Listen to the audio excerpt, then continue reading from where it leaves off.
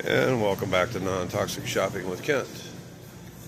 You might as well just call this the wall of death.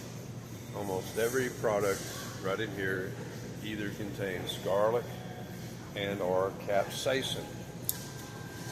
Capsaicin, if you'll recall, garlic destroys arachidonyl ethanolamide, the most critical molecule in the human body.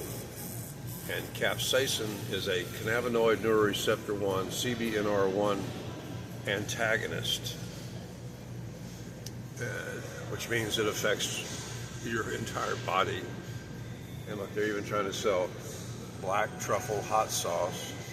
Why would you want to mix heat with the truffle, delicious truffle, which is a delicate flavor, Parmesan, garlic?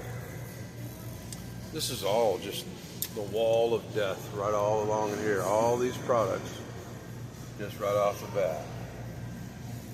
Let's swing around here and see if I can do this without, I did it without making contact. And all this says, here's the highly inflammatory, all this stuff. Look, you recognize this dude. What a loser. Flavor Town, Popeyes, all that, Zaxby's, all.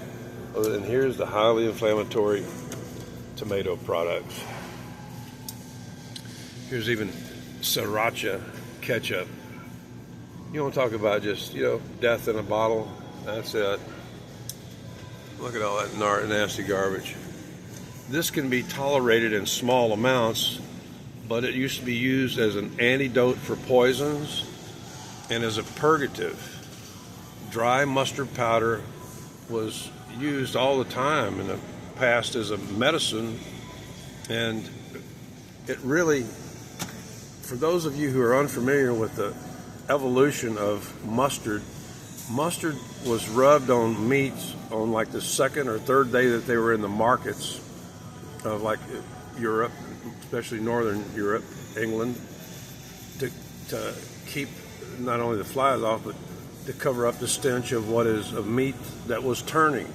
This is the origins of mustard, is it was used to cover up the smell of meat that was beginning to rot. That's where mustard comes from. You need to learn that.